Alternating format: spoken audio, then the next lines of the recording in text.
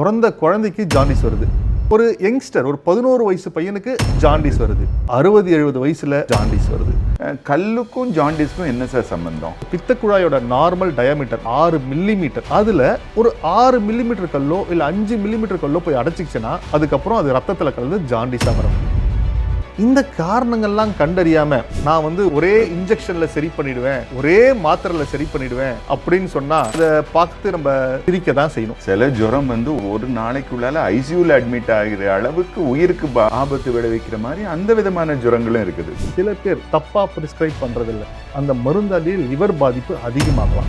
ஒரு பிசிஷியன் கிட்டே போய் கேளுங்களேன், யாராவது நான் கேன்சரை எண்டோஸ்கோப்பில ட்ரீட் பண்ண முடியும்னா நம்புவாங்களா? சர்ஜரி தான் பண்ணணும்னு இருந்த நிலை மாறி சர்டன் ஆஸ்பெக்ட்ல மினிமலி இன்வேசிவ் அப்படிங்கிற ஒரு கான்செப்டை கொண்டு வரீங்க. ஒரு பேஷண்ட் ரத்த வாந்தி எடுத்துட்டு வந்தாருன்னா என்ன காரணமான இருக்கட்டுமே 95% நம்ம எண்டோஸ்கோபி மூலமாக கியூர் தரும். இந்த ரத்த வாந்தி எதனால வருது? முதல்ல hi all, welcome to doctor Gem season 1 episode 3. இன்னைக்கு நம்ம கூட doctor Vinod Kumar, senior medical gastroenterologist இருக்கிறாரு. Welcome sir. Doctor Vinod, thank you for being here. Sir, நம்ம இந்த ஜாண்டிஸை பற்றி நம்ம எவ்வளவுதான் டிஸ்கஸ் பண்ணாலும் அதை பற்றிய ஒரு கிளாரிட்டியும் சந்தேகங்களும் மக்கள் மத்தியில் எப்பவுமே இருந்துட்டு தான் இருக்குது. இப்போது என்னோட பொது மருத்துவ ப்ராக்டிஸில் எடுத்துக்கிட்டாலும் சரி, இல்லைனா நம்ம சூப்பர் ஸ்பெஷலிஸ்ட் ப்ராக்டிஸில் எடுத்துக்கிட்டாலும் சரி, இந்த ஜாண்டிஸோட ட்ரீட்மெண்ட்டை பொறுத்த சந்தேகங்கள் மக்களுக்கு ரொம்பவே இருக்குது. இப்போ சில இடத்துல போய் நான் பக்கத்தில் போய் நாட்டு மருந்து எடுத்துக்கிட்டேன், அண்ட் நம்ம ஊர்லலாம் பார்த்தா கையில் சூடெல்லாம் போடுவாங்க. ஸோ இதே மாதிரி நிறைய பழக்க வழக்கங்கள் மக்களுக்கு மத்தியில் இருக்குது. அஸ் அ கேஸ்ட்ரோஎன்ட்ராலஜிஸ்ட் உங்களோட டேக் என்ன? இந்த மாதிரி உள்ள வைத்தியங்கள் மேலே அண்டர்ஸ்டாண்டிங் என்ன, ஒரு புரிதல் என்ன, அதை பற்றி ஒரு கிளாரிஃபிகேஷன் சொன்னால் நல்லா இருக்கும் சார். பாபு சார், ஆக்சுவலாக என் ப்ராக்டிஸில் பார்த்துருக்கிறது, பேஷண்ட்ஸுக்கு இந்த ட்ரீட்மெண்ட் எக்ஸ்பிளைன் பண்ணி புரிய வைக்கிறத விட ஜாண்டிஸை பற்றி புரிய வச்சோம்னா, பேஷண்ட்டுக்கு ஒரு எஜுகேஷன், ஒரு விழிப்புணர்வு ஏற்படுத்தணும்னா அது நல்லா புரிஞ்சுக்கிறாங்க. ஆக்சுவலாக அது நம்ம மேலேயும் சில மிஸ்டேக்ஸ்னு சொல்லுவோம். நம்ம டேரெக்டாக எடுத்த உடனே ஜாண்டிஸ் ட்ரீட்மெண்ட்டுக்கு போகிறோம். என்கிட்ட வர பேஷண்ட்ஸ் ஜாண்டிஸ்னு வரும்போது, சார் மஞ்சக்காமாலை இருக்குது, அதுக்கு என்ன சார் ட்ரீட்மெண்ட்றாங்க. அது இன்வெஸ்டிகேஷன், என்ன வகையான மஞ்சக்காமலைன்னு கேட்கும் போது அவங்களுக்கு புரிய மாட்டேது. சார் மஞ்சக்காமலை ட்ரீட் பண்ணுங்கள் சார் தான் சொல்கிறாங்களே தவிர எதுக்கு சார் எவால்வேட் பண்ணணும்னு கேட்குறாங்க. So what I usually do is I will take some time patients கிட்ட, ஜாண்டிஸ்னா முதல்ல என்னென்னு அடுத்த கேள்வி கேட்கும்போது அவங்களுக்கு அது புரிதலே இல்லாமல் இருக்குது. அப்புறம் ஐ வில் ஸ்டார்ட் எக்ஸ்பிளைனிங். நல்லா தெரிஞ்சுங்க, ஜாண்டிஸ்ன்றது ஒரு நோய் இல்லை, நோயோட அறிகுறி. இதை நம்ம எக்ஸ்பிளைன் பண்ணாலே பாதி பேருக்கு நல்லாவே புரியுது. ஸோ நீங்கள் சொல்கிற இந்த இம்பார்ட்டன்ட் பாயிண்ட் ஜாண்டிஸ்ங்கிறது ஒரு நோய் இல்லை, அது நோயோட ஒரு வெளிப்பாடு, அறிகுறி. எக்ஸாக்ட்லி. ஸோ அவங்களுக்கு புரிய வைக்கும் போது என்ன சொல்கிறேன்னா, இப்போ ஃபீவர் வருது, ஜுரம் வருது. ஜுரம் ஒரு நோயோட வெளிப்பாடு. இன்னுமே மலேரியாவில் ஜுரம் வருது, கோவிட்ல ஜுரம் வருது, டைஃபாய்டில் ஜுரம் வருது, எலிக்காய்ச்சலில் ஜுரம் வருது. இது எல்லாத்துக்கும் ஒரே வைத்தியமான்னு பார்த்தா இல்லை. கரெக்டான எக்ஸாம்பிள் ஆக்சுவலி. ஸோ அது மாதிரி ஜாண்டிஸுமே ஒரே மருந்தால் எல்லா ஜாண்டிஸையும் க்யூர் பண்ண முடியாது. இன்னும் கொஞ்சம் டெப்த்தாக போய் பார்த்தோம் அப்படின்னு சொன்னால், பிறந்த குழந்தைக்கு ஜாண்டிஸ் வருது. நீங்கள் லைக் நியோனல் ஜாண்டிஸ்ன்னு சொல்லிட்டு வெயிலில் காட்டுவாங்க, ஃபோட்டோ தெரப்பி பண்ணுவாங்க, ஃபோட்டோ டைனமிக் தெரப்பிலாம் பண்ணுவாங்க. செகண்ட், ஒரு யங்ஸ்டர், ஒரு 11 வயசு பையனுக்கு வெளியே சாப்பிட்டு ஒரு இன்ஃபெக்ஷியஸ் ஜாண்டிஸ் வருது. ஒரு 22 வயசில் ஆல்கஹால் சாப்பிட்டு ஜாண்டிஸ் வருது. ஒரு 32 வயசு ஃபீமேல், ஒரு பித்தப்பையில் கல் இருக்கிறதால ஜாண்டிஸ் வருது. 60-70 வயசில் ஒரு லிவர் கேன்சரால் ஜாண்டிஸ் வருது. இதில் அவங்களுக்கு புரிய வைக்க வேண்டியது என்னென்னா, இது எல்லாருமே ஜாண்டிஸ்ன்ற ஒரு அறிகுறி மூலமாக தான் வெளியே வர தவிர நோயின் தன்மை வேறு.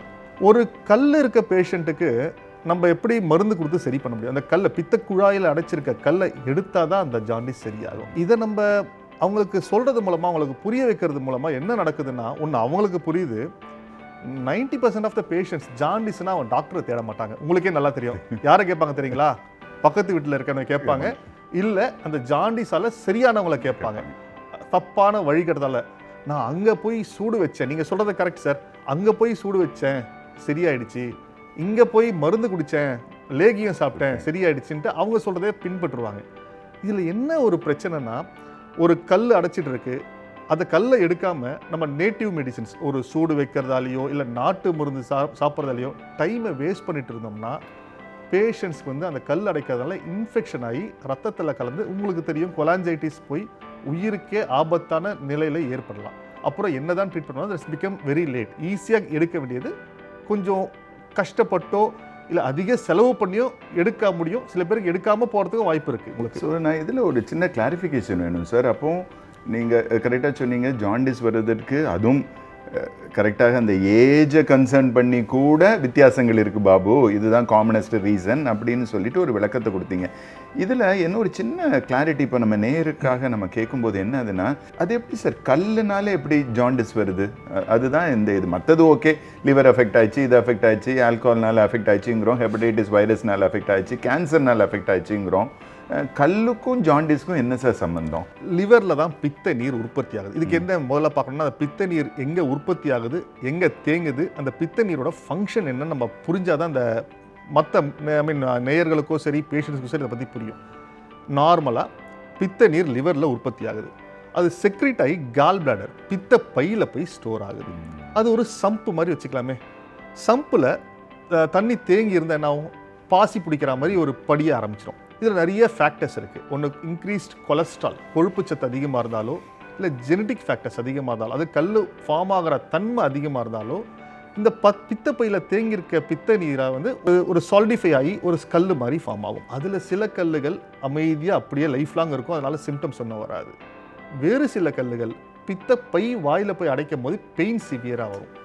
அப்போ அவங்க ரொம்ப துடிப்பாங்க, உடனே டாக்டரை பார்க்க வருவாங்க. ரைட் சைடு அப்டமனில் வயிறு வலி இருக்கும், தொட்டு பார்த்துட்டு அந்த டெண்டர்னஸ் இருந்துச்சுன்னா போலிசிஸ்டைட்டிஸ் அப்படின்னு சொல்லி சர்ஜரி பண்ணிடலாம்.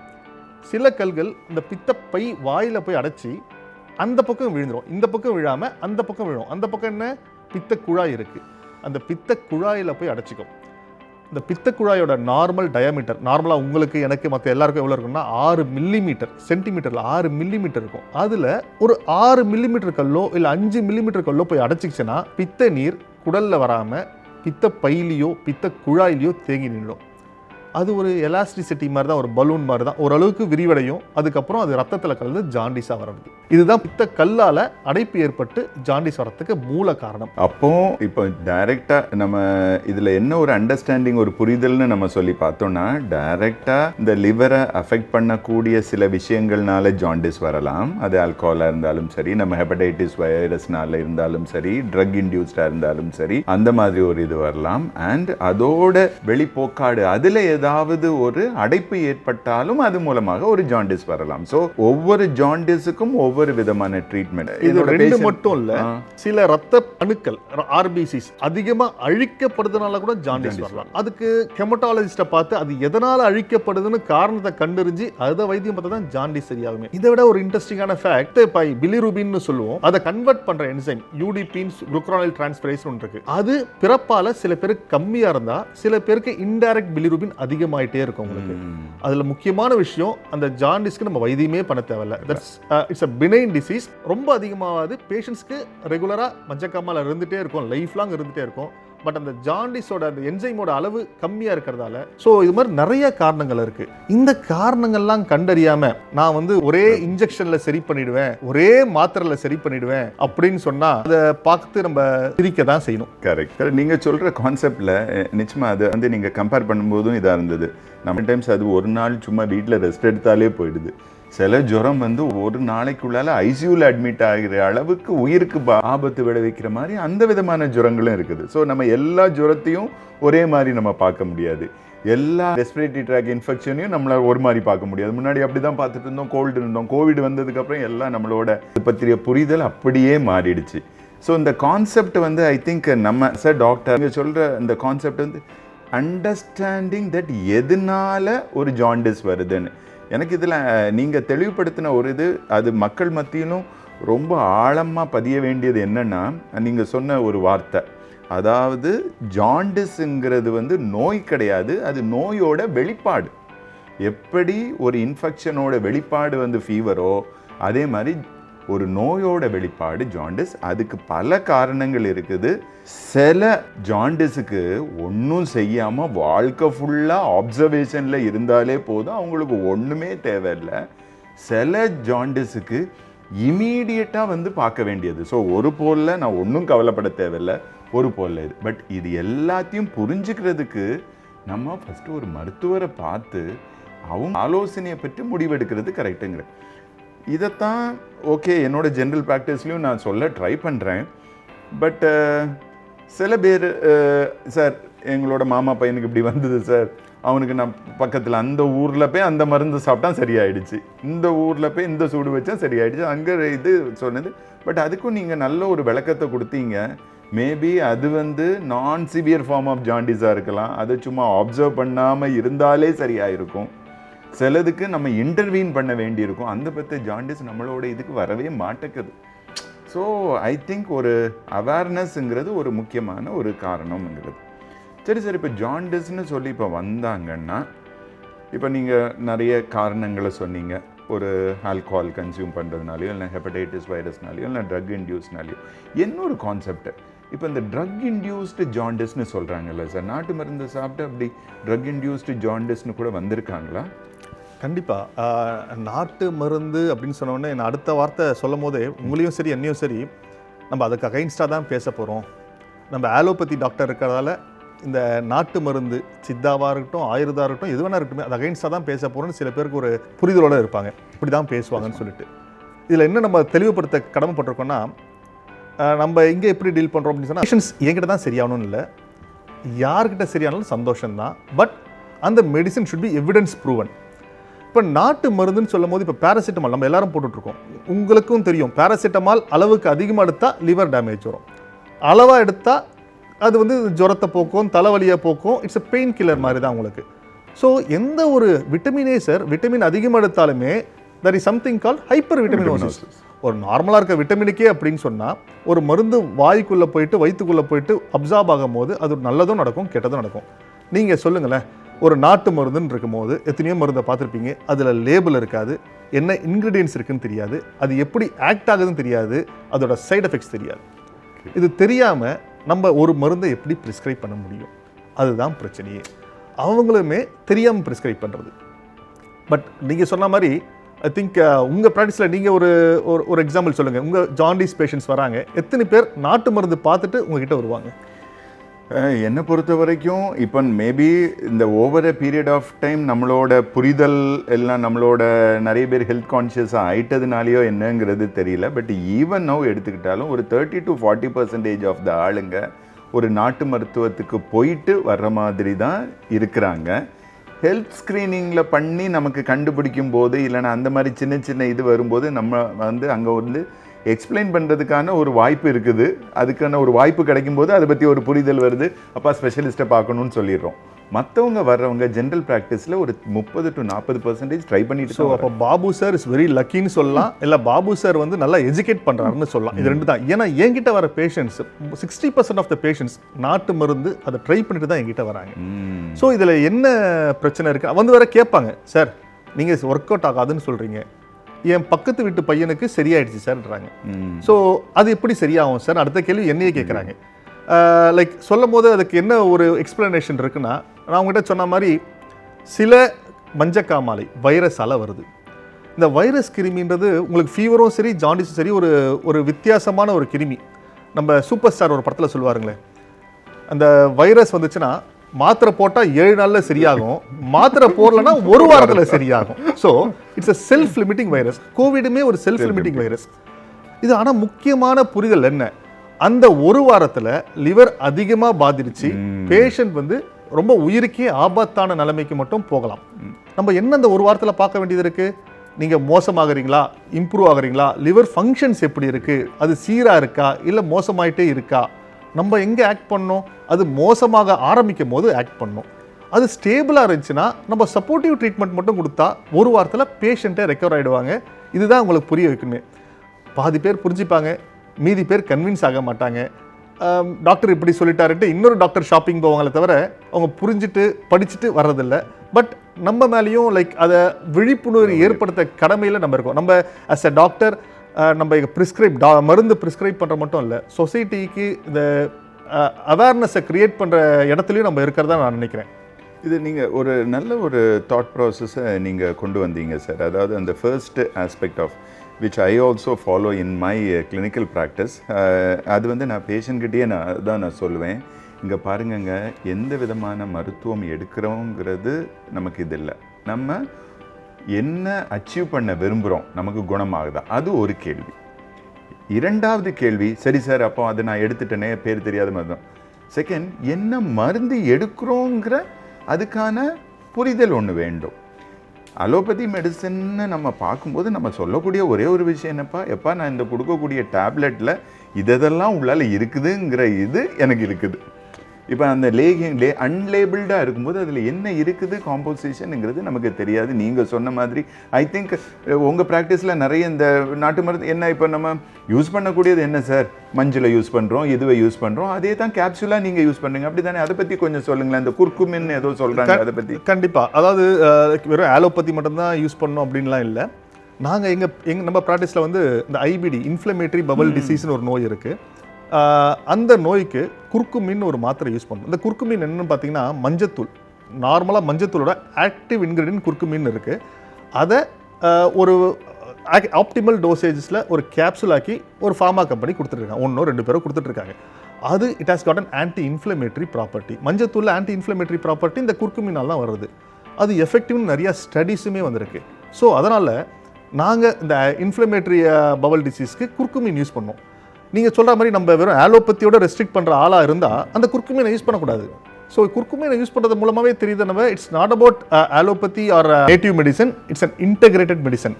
எங்கே நல்லா இருந்தாலும் அன்னப்பறவை மாதிரி அதை எடுத்துட்டு, பட் என்ன முக்கியமான விஷயம், எல்லாத்துக்கும் எவிடன்ஸ் இருக்கணும். Evidence based medicine is what we follow. Correct. நீங்கள் அடுத்த கேள்வி இந்த நேட்டிவ் மெடிசன்ஸ், இந்த லிவரை பற்றி சொல்லியிருந்தீங்க.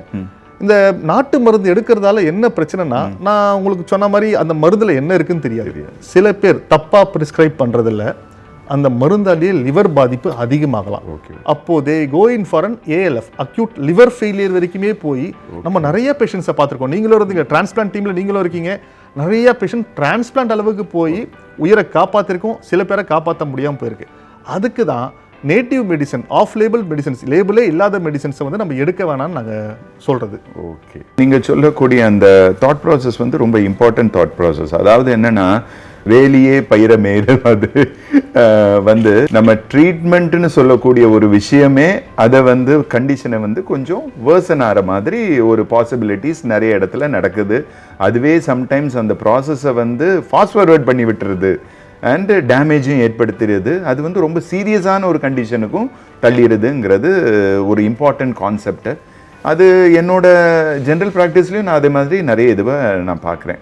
இப்போது யூஸ்வலாக அவங்க வரும்போது, இப்போ ஜென்ரல் ப்ராக்டிஸில் வரும்போது, சார் இதெல்லாம் வருது, ஓகே நம்ம டாக்டர்கிட்ட போகிறோம், இந்த இது பண்ணுறோம். ஏன்னா யூ நோ தட் நான் ஃப்ரெண்ட்லியாக எல்லாருக்கிட்டையும் பேசிகிட்டு இருக்கும்போது அவங்களோட இது வந்து, சார் இதில் வந்து அடிக்கடி ஸ்கேன் பண்ண வேண்டியிருக்கு, இந்த டெஸ்ட் பண்ண வேண்டியிருக்குது, பார்த்தா அந்த டெஸ்ட் பண்ணுறதுலையே அதுலேயே எனக்கு பாதி ஸ்ட்ரெஸ்னாலேயே வியாதி அதிகமாகிடுமோங்கிறது மாதிரி. இப்போ உங்ககிட்ட பேஷண்ட் வரும்போது இதெல்லாம் நீங்கள் வந்து கண்டிப்பாக இது வந்து மேண்டேட்ரி. ஏன்னா எப்பொழுதுமே ஒரு அபிப்பிராயம் என்ன இருக்குதுன்னா, நம்ம வந்து டெஸ்ட்டை கொஞ்சம் ஓவர் டூ பண்ணுறோமோன்னு.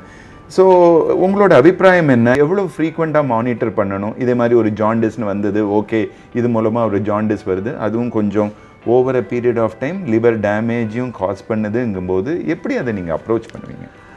இந்த ஜாண்டிஸை பொறுத்து பார்க்கும்போது நம்ம எந்த ஸ்டேஜில் பேஷண்ட்ஸ் வராங்கன்னு பொறுத்து சார். இப்போ ஒரு பேஷண்ட் வந்து ஒரு ஜாண்டிஸோட வராங்க அப்படின்னு சொன்னால் அது என்ன வகையான ஜாண்டிஸ், அந்த LFTலே நம்ம சொல்லிடலாம். இது கல்லால் அடைச்சிருக்க ஜாண்டிஸா, இல்லை கட்டியால் அடைச்சிருக்க ஜாண்டிஸா, இல்லை வந்து ஒரு இன்ஃபெக்ஷியஸ் ஜாண்டிஸா அப்படின்னு சொல்லிடலாம். இன்ஃபெக்ஷியஸ் ஜாண்டிஸாக தான் சில வைரக்கிருமி markers hepatitis A, B, C, E அப்படின்னு பேசிக்காக டெஸ்ட் பண்ணிவிட்டு we don't like do it often. ஒரு 48 hours பொறுத்து ரிப்பீட் பண்ணுவோம். அதுவும் இந்த சில டெஸ்ட் PTINRன்னு சொல்லுவோம், இந்த ரத்தம் கட்டுற கெப்பாசிட்டின்னு சொல்லுவோம். அதுனா அதுதான் முக்கியம். அது அதிகமாகும் போது லிவர் பாதிப்பு அடைஞ்சிருக்குன்னு அர்த்தம் உங்களுக்கு. அது ரெண்டுமே நார்மலாக இருந்தால் 2 daysக்கு அப்புறம் கம்மியாக ஆரம்பிச்சிருந்தா எவ்ரி வீக்லி ஒரு 3 weeksக்கு பண்ணுவோம். வெறும் LFTயும் வெறும் PTINR மட்டும் பார்ப்போம். சப்போர்ட்டிவ்ஸ் மெடிசன்ஸ் கொடுத்தாலே சரியாயிடும் உங்களுக்கு. இந்த BNCக்கு மட்டும் வேறு ட்ரீட்மெண்ட் இருக்குது. ANE செல்ஃப் லிமிட்டிங் இல்னஸ், அதுக்கு மட்டும் சப்போர்ட்டிவ் ட்ரீட்மெண்ட் கொடுத்தாலே சரியாயிடும். மற்றபடி இன்னொரு பேஷண்ட், ஒரு ஆல்கஹால் பேஷண்ட், லிவர் சுருங்கிடுச்சு அப்படின்னு சொல்லிட்டு வந்தாருன்னா அவருக்கு நம்ம எவ்ரி 6 months செக் பண்ண, சிரோசிஸ் போயிட்டாருன்னா எவ்ரி 6 months செக் பண்ண வேண்டியிருக்கும். ஸோ எந்த கண்டிஷனில் வராற அதை வச்சு தான் எந்த இன்வெஸ்டிகேஷன்ஸ், எந்த ட்ரீட்மெண்ட், எந்த ஃப்ரீக்வன்சியில் பண்ணுறதுன்னு முடிவாவதை தவிர எல்லாருக்கும் ஒரே வகையான மானிட்டரிங் மெத்தட்ஸ் இல்லைங்க சார். கரெக்டு நீங்கள் சொல்கிறது. ஏன்னா என்னோட ப்ராக்டிஸில் என்ன சேலஞ்சுன்னு நீங்கள் பார்த்தீங்கன்னா, அதான் ஜுரம்னு சொல்லிட்டு வருவாங்க, இல்லைன்னா ஜுரம் வந்து 2 வாரம் கழிச்சு அப்படின்னு சொல்லி வருவாங்க. ஜென்ரல் டெஸ்ட் நம்ம பார்க்கும்போது இந்த லிவர் ஃபங்க்ஷன் வந்து கொஞ்சம் இதாயிருக்கும். பாபு சார், நம்ம டிஸ்கஸ் பண்ணோம். நான் சொன்னேன் என்னோட எக்ஸ்பீரியன்ஸில் ஆல்மோஸ்ட் 60 to 70% பேஷண்ட்ஸ் வந்து ஜாண்டிஸ்னோடனே அடுத்து அவங்களுக்கு தோன்றது நாட்டு மருந்து ஒரு ஆல்டர்னேட்டிவ் மெடிசின்ஸ். அதை பார்த்துட்டு சரியாகலைனா தான் என்கிட்ட வராங்கன்னு சொன்னேன். நான் உட்காந்து யோசிக்கும் போது என்ன காரணமாக இருக்கும்? நம்ம இவ்வளோ அவேர்னஸ் கிரியேட் பண்ணுறோம், இவ்வளோ ஹாஸ்பிட்டல்ஸ் வந்துருக்கு, நிறைய பேர் நல்லவன் படித்தும் புரிஞ்சுட்டு இருக்காங்க, இருந்தாலுமே ஏன் நாட்டு மருந்துக்கு போகிறோம்? அது காரணம் என்ன அப்படின்னு நீங்கள் நினைக்கிறீங்க? அதை பற்றி நம்ம யோசிச்சோன்னா நான் நினைக்கிறேன், ஃபார் எக்ஸாம்பிள் ஒரு நாட்டு மருத்துவர் பார்க்க போகணும்னு வச்சுக்கோங்களேன். ஜஸ்ட்டு போகணும், ஒரு 5 மினிட்ஸ்லேயே உள்ளால அவரை போய் பார்த்துடலாம். சம்டைம்ஸ் கொஞ்சம் வெயிட் பண்ணலாம் கூட, அப்படி சும்மா கதை அடிச்சுட்டு போய் பார்த்துட்டு டெஸ்ட்லாம் பெருசாக ஒன்றும் பண்ண தேவையில்லை. ஒரு மருந்து ஒன்று கொடுப்பாங்க. இப்போ அந்த மருந்துக்கு நம்மளோட நினைப்பு வந்து அதுக்கு சைடு எஃபெக்ட் எதுவும் இல்லை, இந்த நாட்டு மருந்துக்கு சைடு எஃபெக்ட் எதுவும் இல்லைங்கிற ஒரு ஆழமான ஒரு நம்பிக்கை நம்ம மனசுக்குள்ளால மூட நம்பிக்கை. ஆமாம், மூட நம்பிக்கை இது வந்துச்சு. நீங்கள் அந்த சொன்ன மாதிரி ஒவ்வொரு மருந்துக்கும் நல்லதும் இருக்குது, கெட்டதும் இருக்குது. அது எந்த மருந்தாக இருந்தாலும் நம்ம யூஸ்வலாக சொல்லுவாங்களே, அளவுக்கு அதிகமானால் அமிர்தமும் நஞ்சாகும்ங்கிற கதையாக. ஸோ ஒவ்வொன்றுத்துக்கும் நீங்கள் சொன்ன மாதிரி பேராசிட்டமால் அளவோடு சாப்பிட்டா உங்களுக்கு வந்து ஃபீவர் குறையுது. அதுவே வந்து பார்த்தா அக்யூட் லிவர் ஃபெயிலியர் போகிற அளவுக்கு கூட பாசிபிலிட்டிஸ் இருக்குது. ஸோ ஐ திங்க் அந்த விதமான ஒரு மூட நம்பிக்கை மக்கள் மத்தியிலேருந்து போகணும். எந்த மருந்து எடுத்துக்கிட்டாலும், அது அலோபதினாலும் இல்லைன்னா மாடர்ன் மெடிசன் மருந்து இல்லைன்னா ஆயுர்வேதிக் மருந்து, எதை எடுத்தாலும் அந்த ஒரு இது வர்றது. இரண்டாவது, இந்த ஜாண்டிஸ்க்குன்னு இங்கே சிறந்த ட்ரீட்மெண்ட் வந்து நாட்டு மருந்து தான்ங்கிற நம்ம கல்ச்சுரலாகவே ஒரு பிலீஃப் ஒன்று நம்ம உருவாக்கிட்டோமோங்கிற ஒரு இது, அந்த கான்செப்ட் அப்படியே வந்துட்டு இருக்குது. இன்னைக்கு ஹார்ட் அட்டாக்னு வரும்போது டாக்டர்கிட்ட போகணும், ஸ்டெண்ட் வைக்கணுங்கிற ஒரு இது வருது. ஏதாவது ஒரு சர்ஜிக்கல் இந்த இது வந்ததுன்னா நமக்கு உடனே டாக்டர் போய் பார்க்கணும், இது பண்ணணுங்கிற ஒரு இது வருது. பட் இன்னும் அந்த ஜாண்டிஸ்க்கு ஒரு அந்த அளவுக்கான ஒரு விழிப்புணர்வு மக்கள் மத்தியில் வரலன்னு. நீங்கள் அது goes to your first initial statement that as a doctor I think நம்ம இன்னும் கொஞ்சம் மக்களுக்கு மத்தியில் அந்த ஒரு விழிப்புணர்வை கொண்டு வரணும்னு நினைக்கிறேன். என்ன மெத்தட்ல இன்னும் எடுத்து போய் சேர்க்கலாம்? நம்ம நிறைய பேசுகிறோம், நிறைய கேம்ப் சேர்க்கிறோம், பட் அது சேர்ந்துச்சான்னு பார்த்தீங்கன்னா சேருது, மக்கள் அடையில் போய் சேருது. பட் இன்னுமே இப்போ இருக்க சூழ்நிலையில் என்ன பண்ணால் இன்னும் அவேர்னஸ் கிரியேட் பண்ணலாம் நீங்கள் நினைக்கிறீங்க? நமக்கு வந்து அது ஒரு கேள்விக்குறியாகவே இருக்குது. நானும் பல நேரத்தில் பார்த்துட்டேன். ஏன்னா உங்களுக்கே தெரியும், நம்ம ஹாஸ்பிட்டல் யூஸ்வலாக கன்சல்டேஷன் ஒரு 15 minutes 20 minutes பேஷண்ட் கூட பேசுகிறோம், இது பண்ணுறோம், அவங்களோட எல்லா சந்தேகங்களும் நம்ம சொல்கிறோம். இதுக்கு மேலே என்ன பண்ணால் உங்களுக்கு அந்த ஒரு புரிதல் ஏற்படும்? At the end of the day நம்ம என்ன யோசிக்கிறோம்? நம்ம இந்த தெளிவை கொடுத்துட போறோம். we are doing only counsel. யாரையும் பிடிச்சி இதுதான் செய்யணும்னு சொல்ல போறதுல கவுன்சிலிங் கொடுத்துட போறோம். அவங்க கரெக்டான இன்ஃபார்ம்டு டிசிஷனை எடுக்கணும். அப்போ அதுக்கு வேரியஸ் இது இருக்குது. இதுவும் இந்த ஆக்சுவலி ஒரு நேர்காணலும் இந்த விதமான இன்டர்வியூவும் அத மாதிரி ஒரு கான்செப்டை கொண்டு போறது தான். இப்போ உங்களோட இதுல இப்போ இருக்கக்கூடிய ஜெனரேஷனுக்கு போய் சென்றடைகிற மாதிரி, முன்னாடி இருக்கும்போது நம்மளோட என்ன இருந்தது, நம்மளே பார்த்தோம்னா நம்ம பழசுல நம்ம என்ன நினைச்சிருவோம், வந்ததுன்னா நமக்குன்னு ஒரு ஃபேமிலி பிசிஷியன் இருப்பார், அவர்கிட்ட போய் எதுனாலுமே. இன்னைக்கு அந்த ஃபேமிலி பிசிஷியன் வந்து ரீல்ஸும் கூகுளும் இதுவாகவுமே போயிடுச்சு. நீங்க என்ன விதமான கான்செப்ட்ல இன்னும் அவேர்னஸ் இன்க்ரீஸ் பண்ணலாம்னு நினைக்கிறீங்க? பெஸ்ட் வேன்னு கேட்டீங்கன்னா நம்ம பேஷண்ட்ஸை எஜுகேட் பண்றதுதான். அதாவது நம்ம ஒரு பேஷண்ட்டை ட்ரீட் பண்ற மூலமா அவங்க கிட்ட நம்ம இந்த விழிப்புணர்வை கிரியேட் பண்ணி அவங்களுக்கு புரிய வச்சா அவங்க அடுத்த தடவை அவங்க கிட்ட கேட்கும் போது இல்ல இதுன்னு சொல்லிட்டு இட்ஸ் லைக் செயின் மாதிரி தான் உங்களுக்கு. அந்த செயினை கிரியேட் பண்ணா மட்டும்தான் நம்ம இந்த மித்தை வந்து பிரேக் பண்ண முடியும். நம்ம உங்களுக்கு ஜாண்டிஸ்ன்றது ஒரு நோய் இல்ல, ஒரு நோயோட அறிகுறின்றதையும் அதுக்கு என்னன்னு கண்டுபிடிச்சாதான் வைத்தியம் பார்க்க முடியும். அறிகுறியும் பேஷண்ட்ஸ் மூலமா 2 பேர் 4 பேரை பரப்புவான், 4 பேர் 8 பேர் 8 16 அதே மாதிரி மல்டிபிள் ஆகிட்டே போயிட்டு இருக்கும். நம்ம வந்து ஒருத்தர் தான் ஒன் ஆன் ஒன் தான் it's not possible at all. நம்ம இந்தியாவில் இருக்க பாப்புலேஷனுக்கு 4 பேர் நம்ம படிச்சதை 4 பேருக்கு சொல்லி 4 பேர் 8 பேர்கிட்ட பரப்புறதான் ஒரே வழியை நினைக்கிறேன். அது என்ன வேணா இருக்கலாம், ரீல்ஸ் போடலாம், ஒரு டாக் மாதிரி இருக்கலாம், இல்ல இந்த மாதிரி ஷோ மூலமா ஒருத்தங்க பாக்குறாங்கன்னா அதை 4 பேர்கிட்ட கொண்டு போய் சேர்த்தாங்கன்னா will be more happy. Correct. இப்போ நீங்க சொல்ற கான்செப்ட் கரெக்ட். ஏன்னா நானும் அதே தான். நம்மளுக்கே தெரியும் இந்த vitamin D vitamin B12 deficiency வரும்போது பார்த்தா ஏதோ பெரிய நோய் இருக்கிற மாதிரி சிம்டம்ஸோட வருவாங்க. பார்த்தா ஒரு விட்டமின் டி விட்டமின் B12 டிஃபிஷியன்சியா இருக்கும். அதை கரெக்ட் பண்ணாலே தே வில் பிகம் ஆல்மோஸ்ட் ஒரு சூப்பர் பவர் வந்த மாதிரி. அவங்க வந்து சார் எப்படி சார் இவ்வளவு இது ஆயிட்டேன்னு சொல்லுப்பா, இந்த தகவலை தான் நீ உன் ஃப்ரெண்ட்ஸு கிட்ட சொல்லணும். எல்லாரும் ஸ்ட்ரெஸ்னால நான் வந்து இவ்வளவு நேரம் வேலை பார்க்குறேன், இல்லைன்னா 12 மணி நேரம், அதனால தான் நான் இவ்வளவு டயர்டா இருக்கிறேன். லாஸ்ட் பார்த்தா இந்த டிஃபிஷியன்சியா இருக்கும். நீங்க ஆக்சுவலி கரெக்டான ஒரு கான்செப்ட் ஒன்று சொன்னீங்க, அதாவது டேக்கிங் இட் ஃபார்வர்ட். அதாவது நான் இப்போ நல்லா நல்லாயிட்டனே உங்க ட்ரீட்மெண்ட் மூலமா, நீங்க சொன்ன புரிதல் மூலமா, நீங்க சொன்ன விளக்கத்து மூலமா நம்ம கேட்கும்போது கண்டிப்பாக இதை நீ ஒரு 4 பேர்கிட்ட சொல்லுங்க. கண்டிப்பா இதை நீங்க எந்த இது வந்தாலும் பக்கத்துல ஒரு மருத்துவரை பார்த்து எங்க இப்படி எல்லாம் இருக்குங்க, இப்படி எல்லாம் நான் யோசிக்கிறேங்க, நெட்ல நான் இதெல்லாம் பாக்குறேங்க, ரீல்ஸ்ல இதெல்லாம் பாக்குறேங்க, எனக்கு ஒரு தெளிவு வேணுங்க, நீங்க சொல்லுங்கன்னு சொல்றதுல யாரும் சொல்ல மாட்டேன்னு ஒண்ணு சொல்ல போறது இல்லை.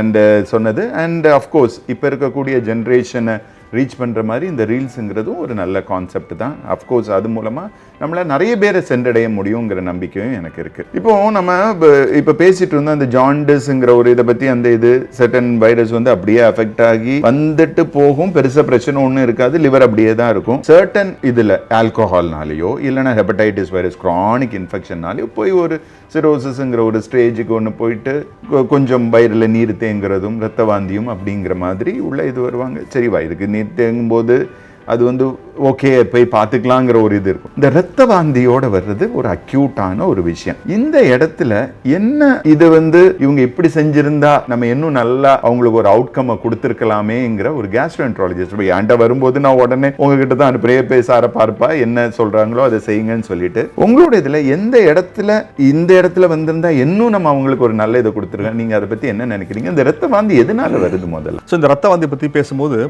லிவர் டிசீஸ்ல மோஸ்ட் காமன்லி இந்த ரத்த வாந்தி வருது அப்படின்னு சொன்னா சிரோசிஸ்னு சொல்லுவோம். Stage 4 liver disease. அதாவது லிவர் அழற்சியை பார்க்கும்போது இனிஷியல் ஸ்டேஜ்ல ஃபேட்டி லிவர் வரும், அதுக்கப்புறம் ஹெப்படைட்டிஸ் போகும், லிவரோட ஃபங்க்ஷன்ஸ் கொஞ்சம் பாதிக்க ஆரம்பிக்கும், கடைசி ஸ்டேஜ்ல லிவர் சுருங்கிடும், நல்லா வீங்கின லிவர் சுருங்கிடும், அது சிரோசிஸ்னு சொல்லுவோம். அன்பார்ச்சுனேட்லி இந்த சிரோசிஸை பொறுத்த வரைக்கும் it's not reversible. Once cirrhosis போயிடுச்சு அப்படின்னு சொன்னா அது திருப்பி நார்மல் ஆக்க முடியாது. அதுக்கப்புறம் பார்க்குற வைத்தியம்லாம் எதுக்குன்னா இதை விட அது மோசமாகாம இருக்கிறதுக்கும் அந்த சுருங்கின லிவரே அது ஃபங்க்ஷன்ஸை தட்டி கொடுத்து பண்றதுக்கு தான் வைத்தியம் பார்க்குறோம். இந்த சிரோசிஸ் போனவனே சில காம்ப்ளிகேஷன்ஸ் வரும். ஒன்று இந்த ரத்த வாந்தி எடுக்கிறது. அது எதுக்காக வருதுன்னா நார்மலா லிவர் மூலமா ஹார்ட்டுக்கு போய் சேர பிளட் போர்ட்டல் ஹைப்பர் டென்ஷன் சொல்லுவோம். ஒரு ரத்த குழாயில பிரஷர் அதிகமா இருக்கிறதால அந்த பக்கம் போக முடியாது, அது பைபாஸ் ரூட்ல போறது. அதுதான் ஒன்று. உணவு குழாயில இருக்க ரத்த குழாயில நிறைய பிளட் கேரி ஆகும். நார்மலா 5 ml ஒரு பேச்சுக்கு 5 ml போக வேண்டிய பிளட் 50 ml போச்சுன்னா ரத்த குழாய் வீங்கும். அதுலயே 100 ml போச்சுன்னா அந்த ரத்த குழாய் வீங்கி வெடிச்சிடும். அதுதான் ரத்த வாந்தியா மேனிஃபெஸ்ட் ஆகும்.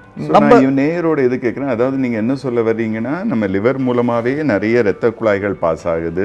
இது சிரோசிஸ்ங்கிற வியாதி மூலமா அது சுருங்கிறதுனால அதுக்கு சேரக்கூடிய ரத்த குழாய்கள்ல ஏற்படக்கூடிய பிரஷர்னால நம்ம எப்படி நம்ம அந்த இந்த தண்ணி பாய்க்கிறதுக்கு இது பண்ற ஹோஸ்ல ஒரு பாயிண்ட் பிடிச்ச இடத்துல பின்னாடி இருக்கிறது வீங்கி பிரஷர் அதிகமாற மாதிரி அந்த இடத்துல போர்ட்டல் வெயின்ல நல்ல ஒரு பிரஷர் அதிகமாகி போர்ட்டல் ஹைப்பர் டென்ஷன் வர்றதுனால இந்த ரத்த குழாய்கள் இருக்கிறதோட சைஸோட பெருசா வீங்குதுன்னு சொல்றீங்க. எக்ஸாக்ட்லி சார், நல்லா எக்ஸ்பிளைன் பண்ணீங்க. இதுதான் காரணமே. நாங்க சிரோசிஸ்க்கு வர பேஷண்ட்ஸ் ஏசிம்டமேட்டிக்கா வந்தா கூட எந்த சிரோசிஸ்னு பார்த்தாலுமே பிளேட்லெட்ஸ் கம்மியா இருந்துச்சு அப்படின்னு சொன்னா எல்லா பேஷண்ட்டையும் நாங்க ஒரு ஸ்கிரீனிங் எண்டோஸ்கோபி அப்படின்னு போடுவோம். எதுக்காக இந்த எண்டோஸ்கோபி பண்றோம் சார்? எனக்கு ஒரு பிரச்சனையுமே இல்லை, எதுக்கு சார் எண்டோஸ்கோபி பண்ணணும்? அப்பதான் உங்களுக்கு புரிய வச்சு எக்ஸ்பிளைன் பண்ணுவோம். உனக்கு ரத்த குழாய் இருக்கா அப்படின்னு சொல்லி டெஸ்ட் பண்றதுக்கு தான் இந்த எண்டோஸ்கோபியே பண்றோம்ப்பா அப்படின்னு சொல்லுவோம். அந்த வீக்கம் கிரேட் 1 சின்னதா இருந்துச்சு இல்ல கொஞ்சம் பெருசா இருக்குன்னா அப்பயே நம்ம எண்டோஸ்கோபி வழியா பேண்டிங்னு பண்ணி அதை வெடிக்க விடாம பண்ணிடலாம். ஒன்ஸ் அது வெடிச்சது அப்படின்னு சொன்னா அது ஸ்டேஜ் 4 பெருசா ஆயிடுச்சுன்னு அர்த்தம் உங்களுக்கு. அதுக்கப்புறமா நம்ம பேண்டிங் பண்ணலாம், பட் அது ரிப்பீட்டட் பேண்டிங்ஸ் பண்ண வேண்டியிருக்கும். பட் இதெல்லாம் பண்றதால அந்த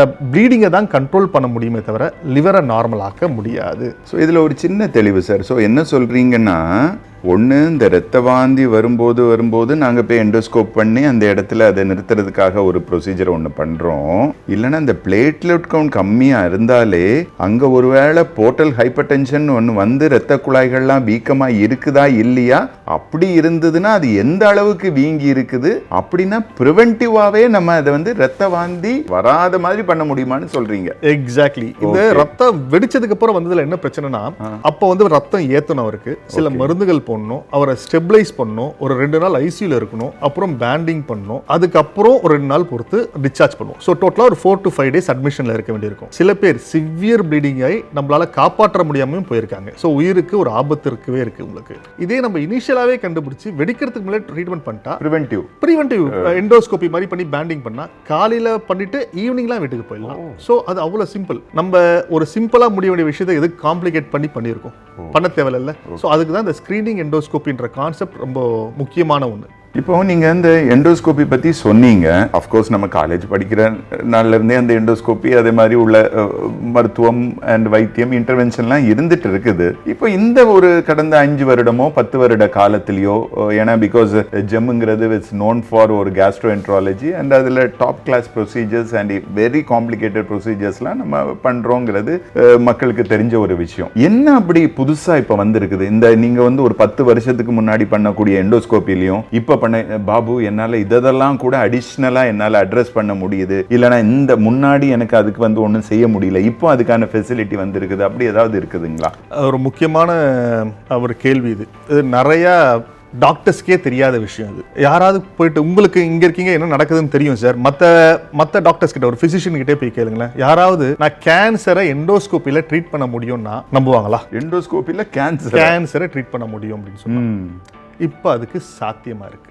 ஏர்லி கேன்சர், வயிற்று குடல் கேன்சர், உணவு குழாய் கேன்சர் ஏர்லி ஸ்டேஜில் கண்டுபிடிச்சோம்னா சர்ஜரி இல்லாமையே இஎஸ்டி எண்டோஸ்கோபிக் சப்மியூகோசல் டிசெக்ஷன் அப்படின்னு பண்ணி ஃபுல்லா கியூர் பண்ண முடியும். இன்ஃபேக்ட் லிட்டரலி இன்னும் என்ன சொல்லணும்னா, எதெல்லாம் முன்ன சர்ஜரியில் பண்ணிட்டு இருந்தாங்களோ அதெல்லாம் இப்போ எண்டோஸ்கோப்பியில் பண்ண முடியுது. சில நோய்கள், சில கேன்சர், சில நோய்கள் சில ஸ்டேஜில் சர்ஜரி தான் ஒன்லி ஆப்ஷன், அதை நம்ம ஒத்துக்கணும். பட் ஏர்லியாக கண்டுபிடிக்கிற கேன்சர்ஸ், அதே மாதிரி இன்னாப்பரபிள் கேன்சர்ஸ், நம்ம அதுக்கு பித்தக்குழாய் அடைப்பு இருக்கு, குடல் அடைப்பு இருக்கு, ஆனால் பரவி இருக்கு, அவரை சாப்பிட வைக்கணும், மஞ்சக்காமலே குறைக்க வைக்கணும். இதுக்கு முன்னாடி என்ன பண்ணிட்டு இருந்தாங்கன்னா ஓப்பன் சர்ஜரி, அப்புறம் அட்வான்ஸ் ஆச்சு லாப்ரோஸ்கோபி பண்ணி ட்ரிபிள் பைபாஸ்னு பண்ணாங்க. வயிற்றை சிறுகுடலா கனெக்ட் பண்ணாங்க, பித்தக்குழாயை சிறுகுடலா கனெக்ட் பண்ணாங்க, கணையங்குழாயை கனெக்ட் பண்ணாங்க. ட்ரிபிள் பைபாஸ்னு சொல்லுவாங்க. இது உங்களுக்கே தெரியும் எவ்வளவு மார்பிட் ப்ரொசீஜர். பேஷண்ட்ஸ் வந்து ஒரு வாரம் இங்க இருக்க வேண்டியிருக்கும். இதெல்லாம் குணப்படுத்த முடியாத கேன்சர்ஸ்க்கு இத மூணுமே எண்டோஸ்கோப்பில பண்ணலாம், ஒரே நாள்ல பண்ணலாம், செடேஷன்ல பண்ணலாம், 2 நாள்ல பேஷண்ட் வீட்டுக்கு அவர் வேலையை பார்த்துட்டு போவார் அப்படின்னு சொன்னா நம்ப முடியுதா? அது இப்ப சாத்தியமா இருக்கு. ஸோ இப்போ நீங்க சொல்ற தெளிவுக்காக நான் திரும்ப சொல்றேன். ஒன்று வந்து என்ன சொல்றீங்கன்னா, in addition to advance treatment which you do for your haematemesis, அதாவது ரத்த வாந்தி எடுத்து வரவங்களுக்கு ஒரு இது இருந்தாலும், இந்த எண்டோஸ்கோபி மூலமாக சில ஏர்லி கேன்சர்ஸை நம்மளால ட்ரீட் பண்ண முடியுங்கிற ஒரு கான்செப்ட்ங்கிறது ஐ திங்க் இட் இஸ் ஒரு பெர்ஸ்பெக்டிவ் சேஞ்சிங் விஷயங்கிறது தெரியும். இது வந்து மக்களுக்கு சென்று அடையணும்னு நான் நினைக்கிறேன். இரண்டாவது விஷயம் நீங்க சொன்னது, அதாவது சர்டன் இது நான் முன்னாடியே சர்ஜரிக்கு பதில் எண்டோஸ்கோபி வழியாவே கியூரேட்டிவ், ஆல்மோஸ்ட் ஒரு கியூரேட்டிவ் ட்ரீட்மெண்ட் என்னால கொடுக்க முடியும்.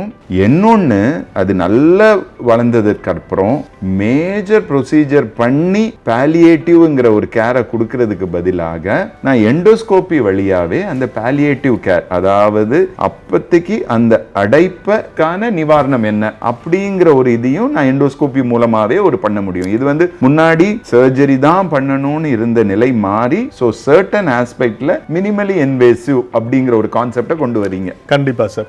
இனிஷியலா எண்டோஸ்கோபி கண்டுபிடிச்ச காலத்துல அது ஒரு டயக்னோஸ்டிக்ஸ் டூலா யூஸ் பண்ணாங்க. ஒரு சிடி ஸ்கேன் மாதிரியோ ஒரு அல்ட்ராசவுண்ட் மாதிரியோ எண்டோஸ்கோபின்றது உள்ள என்னன்னு கண்டுபிடிக்கிறதுக்கு மட்டும்தான். இப்ப பிலீவ் மீ, ஒரு பேஷண்ட் ரத்த வாந்தி எடுத்துட்டு வந்தாருன்னா நம்ம அதை கண்ட்ரோல் பண்ற என்ன காரணமான இருக்கட்டுமே 95% நம்ம எண்டோஸ்கோபி மூலமாக கியூர் தரும். லெஸ் தென் 5% தான் பேஷண்ட்ஸ் தான் அங்கிருந்து தாண்டி சர்ஜரிக்கோ போய் சேர்றாங்க. இன்ஃபேக்ட் 95 கூட இல்ல 98 சொல்லலாம். அவ்வளோ அட்வான்ஸ் டெக்னாலஜிஸ் வந்துருச்சு. அடுத்து பாக்குறவங்க இருக்குங்க ஒரு மேஜரா ஒரு கேள்வி தோணும், இதெல்லாம் பண்ணலாம், இந்தியால பண்ண முடியுமா? அவங்களுக்கு இந்த ஃபெசிலிட்டிஸ்லாம் இருக்குன்னு சொல்றீங்க, ஓகே, பட் இந்தியால இருக்கா? இந்தியால மட்டும் இல்லை, நம்ம ஜெம்ல நம்ம ஹாஸ்பிட்டல்ல இங்க எல்லா ஃபெசிலிட்டிஸுமே இருக்கு. இந்த சொன்ன எல்லா ஏர்லி கேஸ்ட்ரிக் கேன்சர் ட்ரீட்மெண்ட்டா இருக்கட்டும், பாலியேட்டிவா இந்த ஜிஜே பண்றதா இருக்கட்டும், கேஸ்ட்ரோ ஜிஜினாஸ்டமியா இருக்கட்டும், இல்ல பைல் டக்டை வயிற்றுல கனெக்ட் பண்ணி ஜாண்டிஸை ரிலீவ் பண்றதா இருக்கட்டும், சில பினைன் டிசீஸ் அக்லேஷியா கார்டியான்னு சொல்லுவோம், அதுக்கு போயம் ப்ரொசீஜர் இருக்கட்டும், எல்லா ப்ரொசீஜருமே நம்ம ஜெம் ஹாஸ்பிட்டல் சென்னையில இங்க ரெகுலரா பண்ணிட்டு இருக்கோம் அட் அஃபோர்டபிள் காஸ்ட். அடுத்த கேள்வி, சர்ஜரி லாப்ரோஸ்கோபியா பண்ணும்போது ஏன் சார் நாங்க எண்டோஸ்கோபியா பண்ணணும் நிறைய பேருக்கு கேள்வி வரும். என்ன அட்வான்டேஜ் அப்படின்னு பாத்தீங்கன்னா, டே கேரா பண்ணலாம், செடேஷன்ல பண்ணலாம், இதெல்லாம் கம்மி டியூரேஷன் இருக்கறதால கண்டிப்பா காஸ்ட்டுமே கம்மி ஆகுது. ஓகே, கத்தி இல்லாம ரத்தம் இல்லாம எண்டோஸ்கோப்பில ஒரு புரட்சியே நடந்துட்டு இருக்குன்னு நான் சொல்லுவேன். ஓகே, நல்ல ஒரு உவமை அண்ட் ஒரு எக்ஸாம்பிள் ஒன்று சொன்னீங்க. கத்தி இல்லாம ரத்தம் இல்லாம ஒரு புரட்சி ஒன்று. ஸோ இப்போ நீங்க சொல்ற இன்னொரு கான்செப்ட் இது, ஐ திங்க் இந்த இதுவை வந்து நான் திருப்பியும் ரீட்ரேட் பண்ண விரும்புறேன், அதை திருப்பியும் அண்டர்லைன் பண்ணி காட்ட வேண்டியது இருக்குது. அதாவது முன்னாடி மோஸ்ட்லி டயக்னோஸ்டிக், அதாவது என்ன நோயின்னு கண்டுபிடிப்பதற்கான ஒரு மெத்தடாலஜில இருந்து இப்போ வளர்ந்து இப்போ வந்து தெரப்பியூட்டிக், அதாவது ட்ரீட்மெண்ட் கொடுக்கக்கூடிய ஒரு ப்ரொசீஜராகவும் அது மாறிடுச்சு அப்படிங்கிற ஒரு கான்செப்ட். அது அந்த ஒரு கான்செப்ஷுவல், அது அப்படியே ஒரு சேஞ்சே நடக்குது. அதாவது என்னன்னு கண்டுபிடிக்கிறதுல இருந்து இந்த இது மூலமா நான் ட்ரீட்மெண்ட்டே பண்ணுவேன். ஸோ அப்படிங்கிற ஒரு கான்செப்ட் வந்து really good. And moreover I think நீங்க சொன்ன இன்னொரு தகவல் ரொம்ப important. All these treatments you are doing it on a daily basis and we are doing on a large scale volume basis. So I think இந்த எல்லாரோடைய கேள்வி இருக்கும், அப்போ do you mean to say that you have advanced procedure in compared to other hospitals as well? கண்டிப்பா சார். இங்க வந்து அதான் எல்லாமே everything under one roof. Okay. So endoscopic அட்வான்ஸ்மெண்ட்ஸை பொறுத்த வரைக்கும் ஜூம் எண்டோஸ்கோபின்னு சொல்லிட்டு இருக்கு. ஒரு கேன்சரை பயாப்சி எடுக்காம அது கேன்சர்னு எண்டோஸ்கோபி மூலமாவே பார்த்து சொல்ல முடியும். ஓகே. சோ அந்த அட்வான்ஸ்மெண்ட்ஸ்லாம் இப்போ வந்துட்டு இருக்கு. அதே மாதிரி எண்டோஸ்கோபிக் அல்ட்ரா சவுண்ட்னு ஒன்று இருக்கு. வயிற்றுல போயிட்டு வச்சு ஸ்கிரீன் பண்ணா வெளியே இருக்கிற அல்ட்ரா சவுண்ட் மாதிரி தான். எண்டோஸ்கோபி டிப்ல அந்த அல்ட்ரா சவுண்ட் இருக்கிறதால கணையம், கால் பிளாடர், பித்த குழாய் எல்லாம் ரொம்ப க்ளோஸா தெரிய ஆரம்பிக்கும் உங்களுக்கு. ஓகே. சோ ஒரு சிடி ஸ்கேனே அது ரீப்ளேஸ் பண்ற மாதிரி இருக்கு. அந்த அட்வான்ஸ்மெண்ட்ஸ்லாம் ஒரு எண்டோஸ்கோபில வந்திருக்கு. ஓகே. எண்டோஸ்கோபி அட்வான்ஸ்மெண்ட்ஸ் வரத பார்த்து நீங்க நம்புறீங்களோ இல்லையோ, நிறைய சர்ஜன்ஸ் லாப்ரோஸ்கோபியை விட்டு எண்டோஸ்கோபி கத்துக்க ஆரம்பிச்சிட்டாங்க. So surgical gastroenterologist medical நீங்க ஒரு கான்ட்ரோவர்சியை உருவாக்குறீங்க. இல்ல, நாங்களே நிறைய சர்ஜன்ஸ்க்கு ட்ரெயின் பண்றோம். Okay. So they are more interested. It's not about the who does it. Technology தான் சார். டெக்னாலஜி எப்படி நம்ம அதை யூஸ் பண்றோம்ங்கிறது. Exactly. அவங்க they wanted to learn endoscopy. நாங்களே இங்க ஜெம் ஹாஸ்பிடல் நிறைய சர்ஜன்ஸ், நிறைய எண்டோஸ்கோபிஸ்ட ட்ரெயின் பண்ணி அனுப்பிச்சிட்டு இருக்கோம். இது வந்து அந்த டெக்னாலஜி கிடைச்ச பெருமை தான். அவ்வளவு அட்வான்ஸ்மெண்ட்ஸா இருக்கிறதால தான் அதெல்லாம் கத்துக்கணும்னு நினைக்கிறாங்க. ஸோ இப்போ நம்ம அந்த தெளிவுக்காக நம்ம சொன்னோம்னா, நீங்க வந்து அது வந்து ஒரு டயக்னோஸ்டிக் ப்ரொசீஜர்ல இருந்து தெரபியூட்டிக் ப்ரொசீஜரா போயிடுச்சு. அந்த தெரபியூட்டிக் ப்ரொசீஜர்ல சர்டன் ஏர்லி கேன்சருக்கு நான் கியூரே கொடுக்க முடியுங்கிற அளவுக்கு எண்டோஸ்கோபி வளர்ந்துருக்குங்கிறீங்க. சர்டன் கேன்சர்ஸ்ல வந்து palliative therapy not with much interventions, அதாவது கத்தி போடாம இது போடாம உள்ளால போடாம ஜஸ்ட் போய் ஜஸ்ட் அந்த ரூட்டை மட்டும் ஓபன் பண்ணி விட்டு ஒரு பாலியேட்டிவ் கேர் அளவுக்கும் வளர்ந்துச்சுன்னு சொல்ல வரீங்க. எண்டோஸ்கோபில நடந்த அட்வான்ஸ்மெண்ட். இன்னொன்னு என்னன்னா, முன்னாடி போய் நான் ஜஸ்ட் என்ன இருக்குன்னு ஒரு அல்சர் இருக்குதோ இது இருக்குதோ இல்ல கட்டி இருக்குதோ அதை மட்டும் தான் பார்க்க முடியும் பாபு. இப்போ வந்து உள்ளால போய் ஈவன் சிறு சிறு துவாரங்கள் பான்கிரியாட்டிக் டக்ட்ல இருந்து பைல் டக்ட்ல இருந்து எல்லாத்தையும் எடுக்க முடியும்னு சொல்றோம். சோ அந்த இப்போ முன்னாடியோட நம்ம ரொம்ப க்ளோஸா வியூ பண்ண முடியுது, சைட் வியூ பண்ண முடியுது, சின்ன சின்ன டக்டுக்குள்ளால போய் பார்க்க முடியுது. அண்ட் அதுல ஏதாவது growth இருந்தா கண்டுபிடிப்பதோடு மட்டுமல்லாமல் அதுக்கு ஒரு கியூரேஷனும் கொடுக்கிறதுக்கான, அதாவது அதுக்கான ட்ரீட்மெண்ட்டும் கொடுக்கிற அளவுக்கு எண்டோஸ்கோபிங்கிற ஃபீல்டு வந்து வளர்ந்துருக்குதுன்னு சொல்ல வரீங்க. கண்டிப்பா சார். Thank you doctor Vinod. இன்னைக்கு ஆக்சுவலா நம்ம நிறைய விஷயங்கள் நம்ம பேசணும். ஐ திங்க் மக்களுக்கு நிறைய ஒரு தெளிவு ஒன்று ஏற்பட்டிருக்கும்னு நினைக்கிறோம். ஜாண்டிஸை பத்தி டிஸ்கஸ் பண்ணோம், நாட்டு மருத்துவத்தை பத்தி டிஸ்கஸ் பண்ணோம், நம்மளோட ஹோல் இன்டகிரேட்டட் மெடிசன் பத்தி டிஸ்கஸ் பண்ணோம். இன்னொரு கான்செப்ட் வந்து எப்பா இது வந்து இந்த மருத்துவம்னு கிடையாது, தெரிஞ்ச மருத்துவம், அவுட்கம் கொடுக்கக்கூடிய மருத்துவம், என்ன உள்ளால எடுக்கிறோங்கிறதுக்கான தெளிவு இருக்கக்கூடிய ஒரு மருத்துவம் அப்படிங்கறத பத்தி நம்ம பேசியிருக்கிறோம். ஐ திங்க் நேர் அதை பத்தி நல்ல ஒரு அண்டர்ஸ்டாண்டிங் வந்திருக்கும்னு நினைக்கிறேன். பட் நீங்க சொன்ன லாஸ்ட் கான்செப்ட் ஆஃப் எண்டோஸ்கோபியோட டிராவல் இந்த கடந்த டிகேட்ஸ்ல from a diagnostic procedure to ஒரு தெரபியூட்டிக் ப்ரொசீஜர் வந்ததுலயும் ஐ திங்க் அது பத்தி நிறைய ஒரு விழிப்புணர்வு மக்கள் மத்தியில் ஏற்பட்டிருக்கும்னு நான் நினைக்கிறேன். So I think it was very much useful, Dr. Vinod. Thank you for coming to our show today. Thank you sir. இத பார்த்து 4 பேஷண்ட்ஸ் இந்த ஜாண்டிஸ் கான்செப்டை 4 பேருக்கு பரப்புனாங்கன்னா நம்ம ஷோவோட சக்சஸ் அதுதான் நான் நினைக்கிறேன். Thank you sir. Thank you very much. Thank you for being with us. இன்னைக்கு நம்ம ஜாண்டிஸ் and நாட்டு மருந்து and எண்டோஸ்கோபியோட பரிணாம வளர்ச்சி கடந்த 10 வருட காலங்களில் எவ்வளவு growth வந்திருக்குதுங்கிறத பற்றி நம்ம பார்த்தோம். அடுத்த எபிசோடில் நம்ம மீட் பண்ணுவோம். Thank you everyone. Bye bye. Doctor GeM.